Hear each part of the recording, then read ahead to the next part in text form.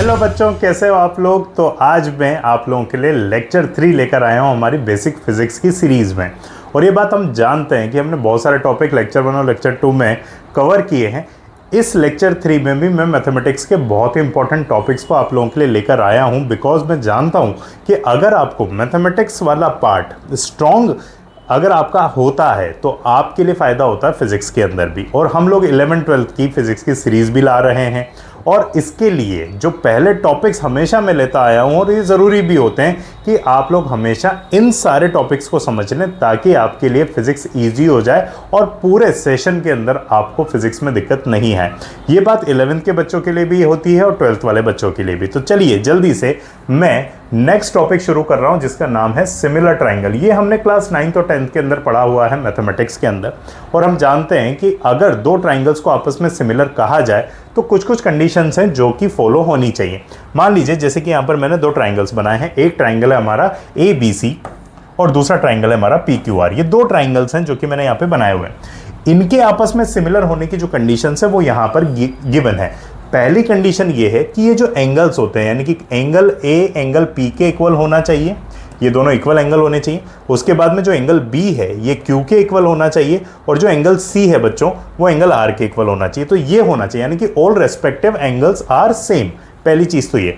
दूसरी बात कि रेस्पेक्टिव साइड रेशियो सेम होने चाहिए, यानी कि हमारा जो AB का रेशियो और PQ का जो रेशियो है, यानी कि AB अपॉन PQ, जो कि यहाँ पे मैंने लिखा भी हुआ है, AB upon PQ should be equals to BC upon QR, यानी कि BC अपॉन QR, और तीसरा है AC अपॉन PR, यानी कि AC अपॉन PR। तो जब आप इन रेशियोज को इक्वल करते हैं तो ऑटोमेटिकली बच्चों हम ये कह सकते हैं कि हमारे जो ये ट्राइंगल्स हैं आपस में कैसे हैं, सिमिलर ट्राइंगल्स हैं। ठीक है बच्चों, चलिए मूव करते हैं हमारी नेक्स्ट टॉपिक पर। और बच्चों जो हमारा नेक्स्ट टॉपिक है वो भी बहुत इंपॉर्टेंट है, वो है हमारा एलिमेंट्री अलजेब्रा। बिना एलिमेंट्री अलजेब्रा के तो बच्चों समझ में नहीं आएगा, और इसके लिए हम जानते हैं कि क्वाड्रेटिक इक्वेशन हमें समझ में आनी चाहिए। तो क्वाड्रेटिक इक्वेशन क्या है, हम जानते हैं कि कोई भी अगर ax² + bx + c = 0 की फॉर्म में लिखा जाता है तो हम उस इक्वेशन को क्या बोलते हैं, हमारी क्वाड्रेटिक इक्वेशन बोलते हैं, जिसके अंदर a b c क्या है, रियल नंबर्स हैं, और a should not be equals to 0 होना चाहिए, यानी कि x² की टर्म जरूर हो, प्लस माइनस हो कोई दिक्कत नहीं है। जैसे कि एग्जांपल भी आप देख रहे हैं 2x² - 3x + 10। ठीक है, ये हमारे पास में क्या है, क्वाड्रेटिक है, लेकिन ये इक्वल्स टू 0 होना जरूरी है। नेक्स्ट है हमारे यहाँ पे 4x - 3x² = 0, तो ये भी चलेगा। नेक्स्ट है हमारा 1 - x² = 0। तो ये तीनों ही हमारे क्वाड्रेटिक इक्वेशन है। अब इसमें क्या होता है, हमें x की वैल्यू निकालनी होती है, यानी कि इसके रूट्स निकालने होते हैं। अब रूट्स निकालने के लिए एक तो मेथड होता है जो आप लोगों ने सीखा हुआ है, वो है स्प्लिटिंग मिडिल टर्म मेथड। उसको आप अप्लाई कीजिए। मान लीजिए कि आप किसी इक्वेशन के अंदर स्प्लिटिंग मिडिल टर्म जो हमारा मेथड है वो नहीं लगा पा रहे हैं, उससे आपके रूट्स नहीं आ रहे हैं, या फिर उसके अंदर टाइम ज़्यादा लग रहा है सोचने में, तो फिर हम लोग यहाँ पे अप्लाई करते हैं श्रीधाराचार्य। सिंपल सा है, श्रीधाराचार्य अप्लाई करो और उसके अंदर वैल्यूज़ को पुट करो, और आप इजीली वहाँ पे इनके जो रूट्स हैं वो फाइंड आउट कर सकते हैं। तो मैं बता देता हूँ बच्चों यहाँ पे कि वो श्रीधाराचार्य रूल है क्या। ठीक है, वो ये रहा आपके सामने। तो रूट, पहला रूट जो होता है वो होता है अल्फा = अगर आप उसको अल्फा की तरह लेते हैं, मान लीजिए कोई भी आपकी इक्वेशन ax² + bx + c = 0, तो बेसिकली मुझे यहाँ पर x की वैल्यू निकालनी है 2। तो जो पहली वैल्यू है उसको मैं अल्फा से रिप्रेजेंट करूंगा और दूसरी मेरी बीटा होगी। तो अल्फा का वैल्यू होगा -b + √b² - 4ac/2a। ये आपको लर्न करना है ताकि आप डायरेक्टली अप्लाई करें। b का वैल्यू यहां से निकलेगा, यानी कि x का जो मल्टीप्लायर है वो डाल देंगे, आप विद साइन डालेंगे, ये बात ध्यान रखिएगा। उसके बाद में a क्या होता है, x² का मल्टीप्लायर होता है विद साइन, और c क्या होता है बच्चों, ये जो मेरा थर्ड लास्ट में जो कांस्टेंट आ रहा होता है वो मेरा c होता है। तो मैं क्या करूंगा, उसके अंदर इन वैल्यूज को पुट कर दूंगा और डायरेक्टली मुझे इस फॉर्मूला से हमारी वैल्यू निकल के सामने आ जाएंगी। ठीक है बच्चों, तो अल्फा आ जाएगा और दूसरा कौन सा हो जाएगा, बीटा आ जाएगा।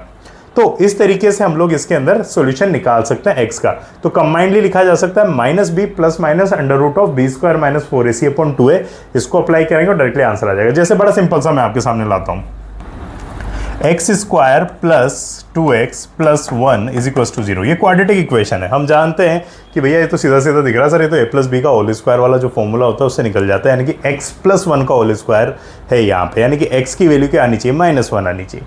तो ज़रा जल्दी से हम लोग क्या करते हैं, इसके अंदर इस श्रीधाराचार्य को लगा देते हैं। तो ज़रा देखते हैं हम, हमारा x का वैल्यू होगा -b plus minus under root of b square -4ac upon 2a।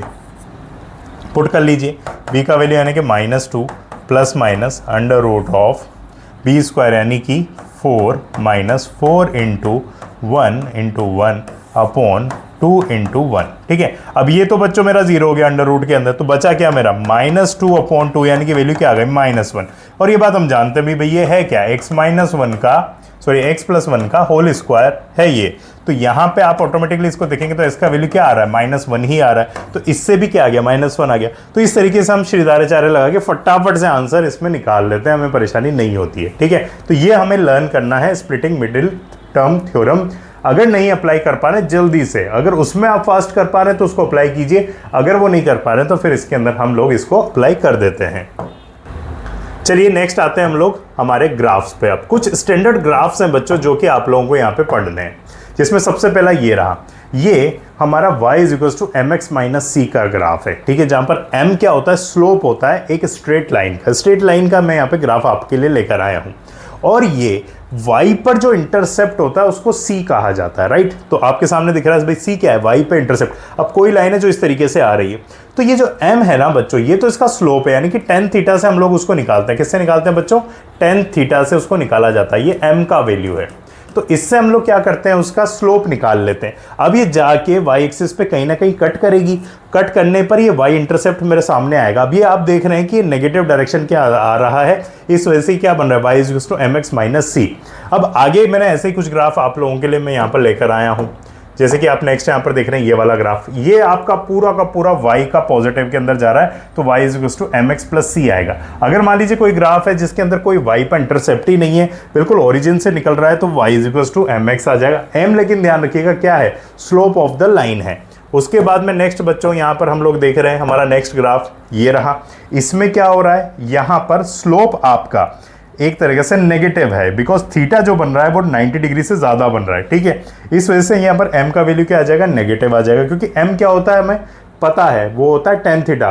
और थीटा की वैल्यू जब 90 डिग्री से ज़्यादा होती है तो हमारा tan थीटा क्या होता है बच्चों, ऐसी कंडीशन के अंदर हमारा tan थीटा क्या हो जाता है, नेगेटिव हो जाता है। हमने सब डे पढ़ा है, ठीक है, ऑल एस टी सी पढ़ा है, यहाँ पर ऑल आता है, यहाँ एस आता है, यहाँ टी आता है, यहाँ सी आता है, यानी इस वाले जो हमारा क्वाड्रेंट है वहां पर tan थीटा हमारा पॉजिटिव होगा, बाकी सब जगह नेगेटिव होगा। और हम लोग अभी कहाँ हैं, यहाँ हैं, क्योंकि 90 प्लस पर है, ये 90 डिग्री है, तो इससे प्लस पे आ रहे हैं, तो यहाँ तो tan थीटा हमारा पॉजिटिव होता नहीं है। इस वजह से इस जगह पे हमारा जो स्लोप है वो नेगेटिव आता है। तो हम यहाँ पर जो इसकी इक्वेशन बनाते हैं वो क्या बनती है, y is equal to minus mx plus c, right. और ये जो c है बच्चों, ये अगेन क्या है, मेरा पॉजिटिव ही है, तो हम लोग इसको डाल देंगे। तो इस तरीके से हमारी इक्वेशन बन गई है।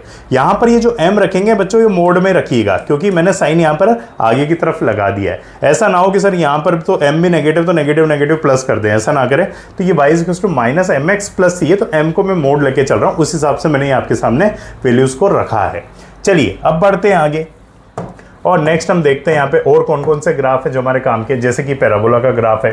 अब हमारा x की तरफ अगर फेसिंग हमारा पैराबोला बन रहा है तो x इज इक्वल टू के वाई स्क्वायर होगा। ठीक है, k यहाँ पर एक कांस्टेंट है। इसके बाद में अगर y फेसिंग होगा तो y इज इक्वल टू के एक्स स्क्वायर। ये लर्न भी करना है और समझना भी है। उसके बाद में माइनस x की तरफ आ रहा है तो x is equal to minus k y square हो जाएगा। अगर मेरा माइनस y की तरफ जा रहा है तो बच्चों बन जाएगा y is equal to minus k x square. तो ये स्टार्टिंग के अंदर ही अगर हम इन सारे ग्राफ्स को समझ लेते हैं तो हमें फायदा होता है। चलिए बढ़ते हैं आगे। नेक्स्ट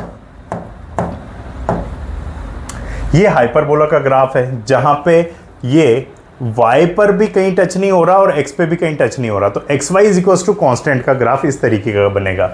इलिप्स जो होता है मैंने पहले भी समझाया था, तो सेमी मेजर एक्सिस और सेमी माइनर एक्सिस, इसकी जो इक्वेशन होती है वो x square upon a square plus y square upon b square is equal to 1 होती है। तो ये हमारी इलिप्स की इक्वेशन होती है। उसके बाद में सर्कल की बात करें तो यहाँ पर क्योंकि ए और बी नहीं है इसलिए बन जाएगा x square plus y square is equal to a square, जहाँ पर ए क्या है बच्चों, ए एक तरह की हम लोग जानते हैं कि रेडियस ऑफ द सर्कल है। यहाँ पर ए क्या है, यहाँ सेमी मेजर एक्सिस है, तो थोड़ा सा डिफरेंस है, इसको समझ लीजिए आप। उसके बाद में एक्सपोनेंशियल डिके का graph y equals to exponent of minus k x होगा, जो कि इस तरीके से 1 से शुरू हो रहा है और x पे इन्फिनिटी पे जाके एंड होगा। तो ये भी हमारे कई जगह पे काम आएगा, जब चार्जिंग डिस्चार्जिंग ऑफ कैपेसिटर पढ़ेंगे तो वहाँ पे बच्चों ये हमें काफ़ी ज़्यादा हेल्प करेगा। तो ये ग्राफ हमें यहाँ पे समझना है, ठीक है।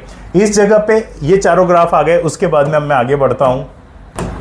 अब बच्चों नेक्स्ट आ रही है मेरी कैलकुलस। अब ये कैलकुलस के अंदर हमें डिफरेंशिएशन सबसे पहले पढ़ना है। तो डिफरेंशिएशन क्या है, कोई भी जो कांस्टेंट होता है वो चेंज नहीं होता है। कांस्टेंट की वैल्यू हमेशा कांस्टेंट ही रहती है, चेंज नहीं होती है, बात हम लोग जानते हैं। और वेरिएबल जो होता है अपनी वैल्यूज को कंटिन्यूसली चेंज करता है। किसी का फंक्शन होता है, या तो वो टाइम पे डिपेंड होता है या फिर डिस्टेंस पे डिपेंड होता है, किसी ना किसी चीज़ पर वेरिएबल डिपेंड करता है, किसी एक दूसरे फैक्टर पे हमेशा उसकी डिपेंडेंसी होती है, वो चेंज हो रहा होता है उस फैक्टर के हिसाब से।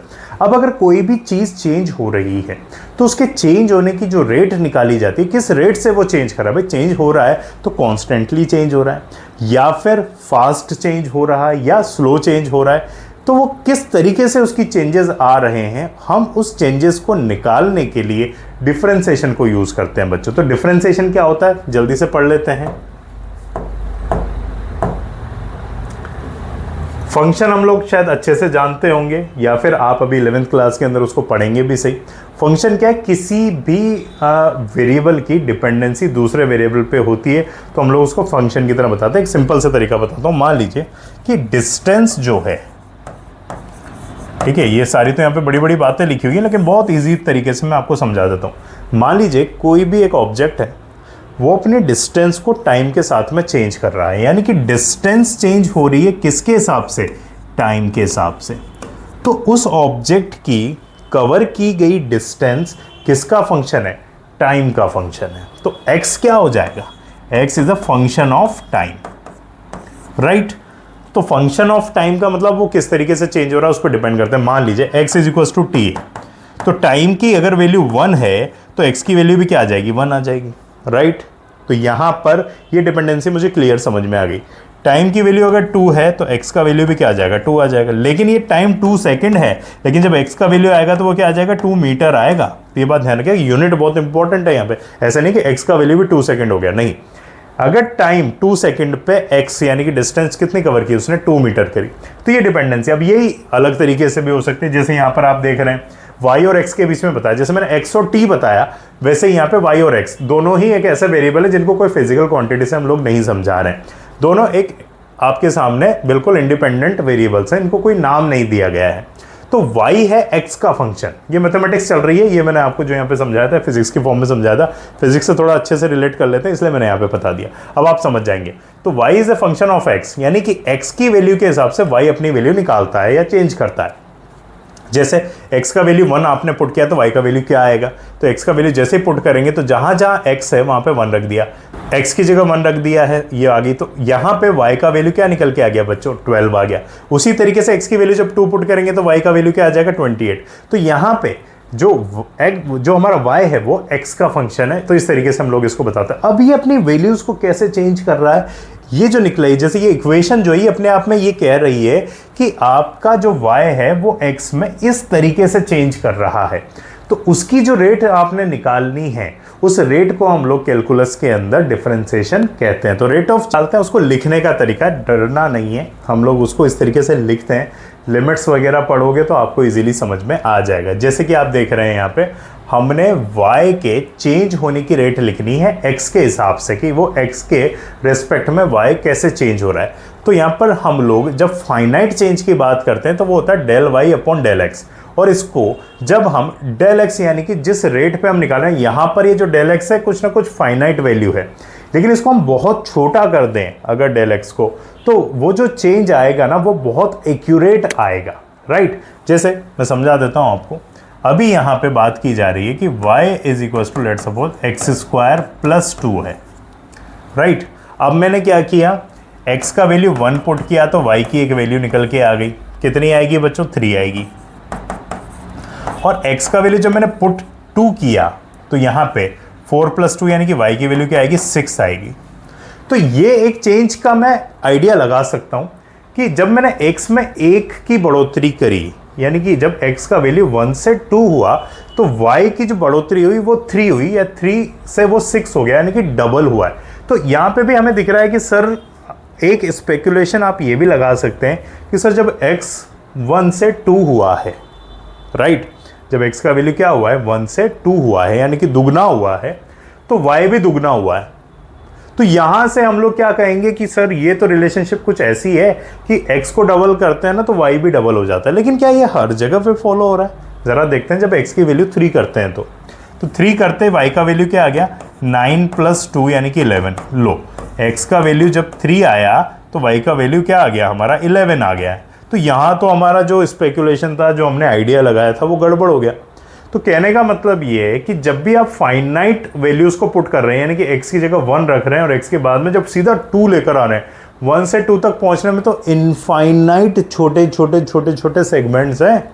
आप समझ रहे हैं ना बात को। और फिर 2 से जब 3 किया तो 3 पे वैल्यू y की आ रही है 11, राइट। तो आप केवल एक का चेंज कर रहे हैं तो भी आप आइडिया नहीं लगा के बता पा रहे हैं कि इनके बीच में जो रिलेशनशिप है, जो चेंज हो रही है, वो एग्जैक्टली आप उसको फिजिकली कैसे डिफाइन करें। लेकिन हाँ, अगर आपने इंस्टेंटेनियसली उसको डिफाइन किया होता तो इंस्टेंटेनियसली जो भी आप बात कहते हैं ना वो करेक्ट होती। यानी कि मैं जब x में 1 से लेकर नेक्स्ट जो चेंज में लेकर आ रहा हूं वो 1.000001 और छोटा कर दूं, मैं 1.000 लिखता जाऊं और उसके बाद में 1 लिखूं, तो 1 से 1.00001 के वैल्यूज पे जो y अपनी वैल्यू लेगा ना, और फिर आप जब रिलेशनशिप उसकी एक्सप्लेन करने की कोशिश करोगे ना तो बहुत एक्यूरेट होगी। तो यहां पर हम रेट ऑफ चेंज को बहुत एक्यूरेटली डिफाइन कर सकते हैं। तो आपने ये, अगर जो आपका नीचे की साइड में जो डेल एक्स है बच्चों, इस डेल एक्स को, यहां पर डेल एक्स है, इस डेल एक्स को अगर आप बहुत छोटा कर दें, टेंस टू 0 का मतलब है डेल एक्स, यानी कि x2 और x1 के बीच का जो डिफरेंस है वो बहुत छोटा कर दें। जैसे कि यहाँ देख रहे हैं आप 1.00001 और ये 1, तो ये x2 है, ये x1 है, इन दोनों के बीच का जो आपस में डिफरेंस है ना वो ऑलमोस्ट इक्वल टू 0 ही है कि नहीं है। आप देखेंगे अगर 2 ही टर्म लिखेंगे तो 0 ही आएगा।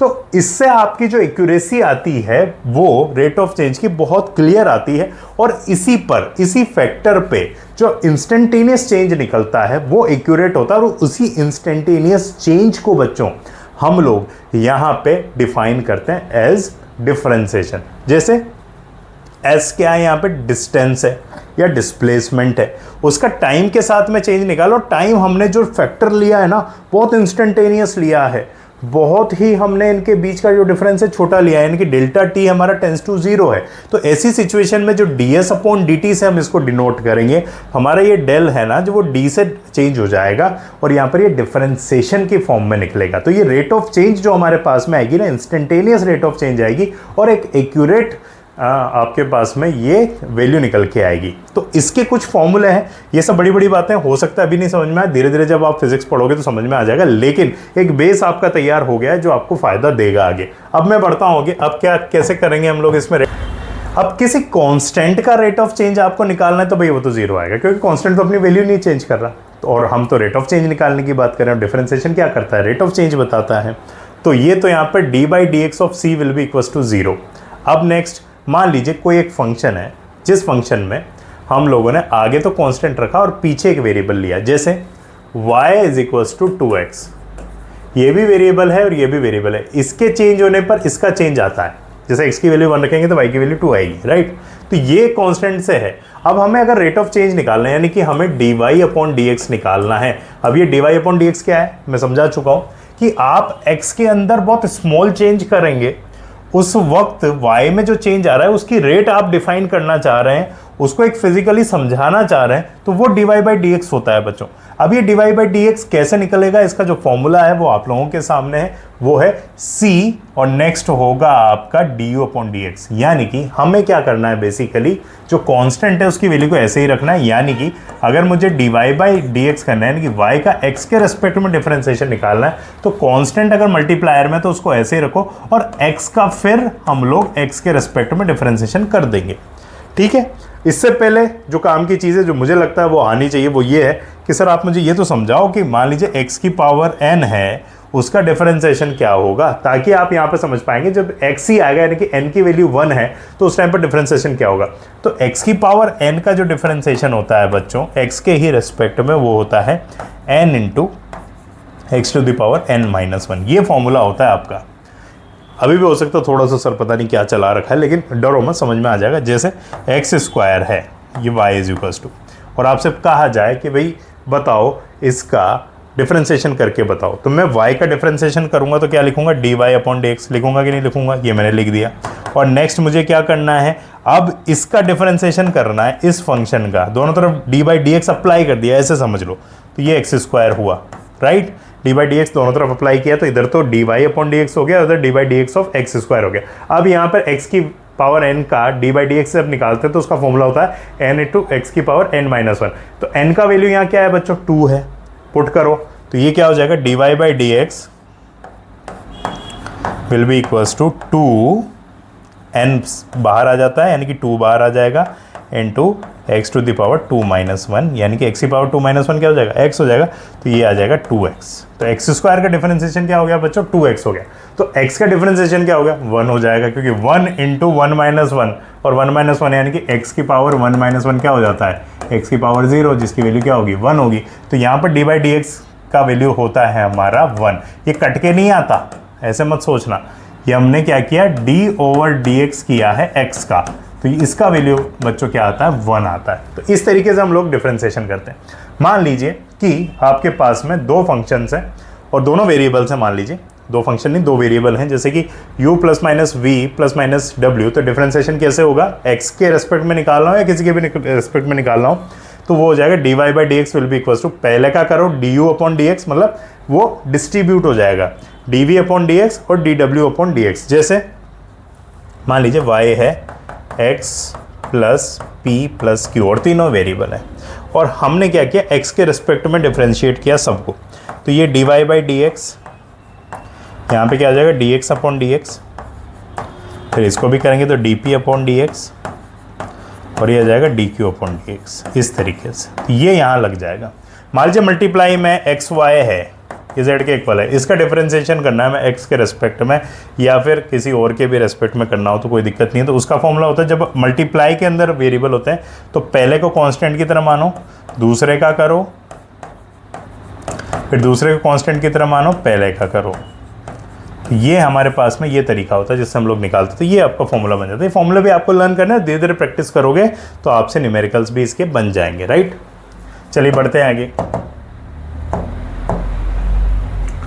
अगर मान लीजिए डिवीजन है u अपॉन v है, तो ऐसी सिचुएशन में हम लोग क्या करेंगे, तो उसका फॉर्मूला ये होगा, जैसे जो आपका डिनोमिनेटर है into d you upon D x minus u into d we upon D x upon v square. ये ध्यान रखिएगा कि नीचे वाला टर्म आपका जीरो नहीं होना चाहिए। इसी तरीके से ये वो फॉर्मूला है जिसकी मैं बात कर रहा था, तो ये वो फॉर्मूला है d upon D x x to the power n, इसका हो जाएगा n इंटू एक्स की पावर n-1, राइट। अब इसमें भी कुछ चीज़ें होती है, किसको पहला फंक्शन माने, किसको दूसरा फंक्शन माने।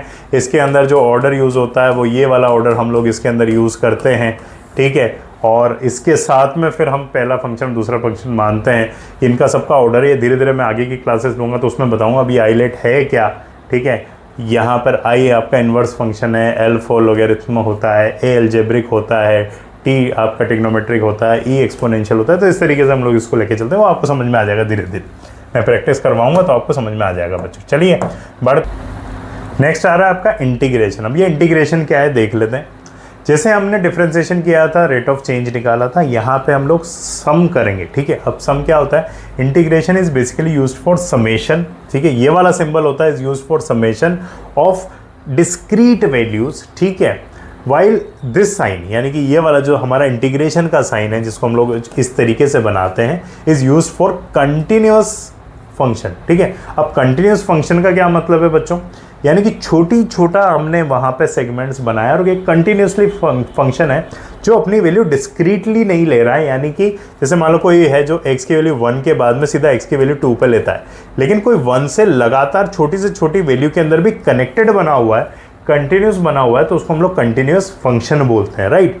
तो ऐसी जगहों पर जब हम इंटीग्रेशन करते हैं तो वहाँ पे हम लोग क्या करते हैं, इस वाले साइन को यूज़ करते हैं। जैसे आपने यहाँ पर इंटीग्रेशन करना है भाई, एफ एक्स dx और ये इंटीग्रेशन मुझे यहाँ पे करना है। मैं फंक्शन समझा चुका हूँ। जैसे एक सिंपल सी बात है, जैसे यहाँ पर भी दे रखा हो, जैसे ये है, ठीक है, तो x⁻n+1 का अगर मुझे डिफरेंशिएशन करना होता है तो मैं क्या करता हूँ, n+1 इंटू x⁻n। अब यहाँ पर n ही कैसे रह गया, ये डिफरेंशिएशन था, ये इंटीग्रेशन नहीं है, ये डिफरेंशिएशन था। तो हमें यहाँ पे अगर इंटीग्रल यूज करना हो तो हम कैसे यूज करेंगे, इंटीग्रल के अंदर बच्चों यूज हो जाएगा कुछ इस तरीके से। ये देखिए इंटीग्रल के अंदर यूज हो जाएगा x⁻n dx का हो जाएगा x⁻n+1 upon n+1 plus c। ठीक है, अब यहाँ पे n का वैल्यू -1 नहीं होना चाहिए, तभी ये फॉर्मूला लगता है। अब ये प्लस c क्या आया, क्योंकि हम लोग यहाँ पे इंडेफिनिट इंटीग्रेशन कर रहे हैं तो कुछ ना कुछ वैल्यूज निकल के सामने आती है, इसलिए ऐसा होता है। अब ऐसे ही आप मान लीजिए किसी ट्रिग्नोमेट्री फंक्शन का अगर आपको इंटीग्रेशन करना है तो sin x dx का जो इंटीग्रेशन होता है वो -cos x होता है, और cos का जो डिफरेंशिएशन है बेसिकली वो -sin x होता है, इसलिए यहाँ पे sin x का जो इंटीग्रेशन है वो -cos x होगा। उसी तरीके से cos x का निकालोगे तो cos x ही रहेगा। तो ये कुछ फॉर्मूले हैं जो आपको इंटीग्रेशन में लर्न करने। अब मान लीजिए आपसे कहा जाए कि सर आप तो x² का इंटीग्रेशन करके बताओ, तो फॉर्मूला क्या है, x⁻n का इंटीग्रेशन का जो फॉर्मूला है बच्चों वो है xn+1 upon n+1 plus c, right. तो x² का जब मैं करूंगा तो क्या आ जाएगा, x⁻2+1 अपॉन 2+1 प्लस c, यानी कि x³ अपॉन 3 प्लस c। तो ये इस तरीके से हम लोग x² का इंटीग्रेशन हमने कर दिया और ये वैल्यू हमारे पास आ गई। ठीक है, तो हम इस तरीके से किसी भी फंक्शन का इंटीग्रेशन करते हैं। अब इंटीग्रेशन के कुछ और भी फॉर्मूले हैं जो आपको लर्न करने हैं बच्चों। ये फॉर्मूले हैं, जैसे 1/x का ln x होगा, ठीक है, लॉग है जो आगे पढ़ेंगे आप। एक्सपोनेंशियल का एक्सपोनेंशियल ही होता है, ex का ex ही रहता है, लेकिन प्लस c जरूर आएगा बिकॉज यहाँ पर हम लोग क्या कर रहे हैं, हमारा इनडेफिनिट इंटीग्रेशन कर रहे हैं, राइट। ये कुछ डिफरेंशिएशन के फॉर्मूले जो आपके सामने हैं। sin x का डिफरेंशिएशन cos x है, cos x का -sin x है, tan x का sec² x है, cot x का -cosec² x है, sec x tan x है, और उस तरीके से cosec x का होता है -cosec x cot x। तो ये कुछ फॉर्मूले हैं जो हम लोग यहाँ पे लर्न करते हैं डिफरेंशिएशन के। उसी तरीके से हम लोग जब किसी पॉइंट ऑब्जेक्ट या एक्सटेंडेड ऑब्जेक्ट की बात करते हैं तो वो क्या होता है, पॉइंट ऑब्जेक्ट बच्चों क्या होता है, जब किसी स्पेसिफाई करते हैं हम काइनेमेटिक्स में और बिल्कुल फिजिकल इवेंट में लेकर चलते हैं तो हमेशा हम किसी भी ऑब्जेक्ट को हमेशा डॉट या पॉइंट मान के चलेंगे। इससे हमें हेल्प भी होती है, उसका शेप और साइज हमें कंसीडर करने की जरूरत नहीं पड़ती।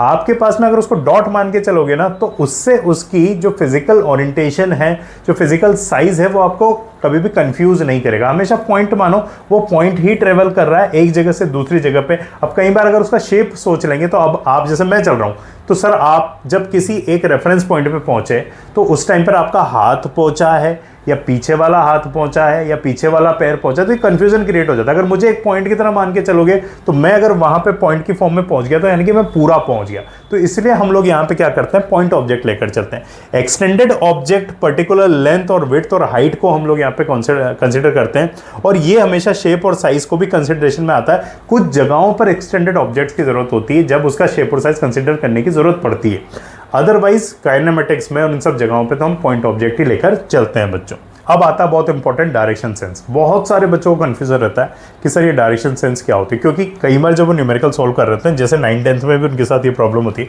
मान लीजिए किसी ऑब्जेक्ट के लिए लिखा हुआ है कि an object is thrown vertically upward.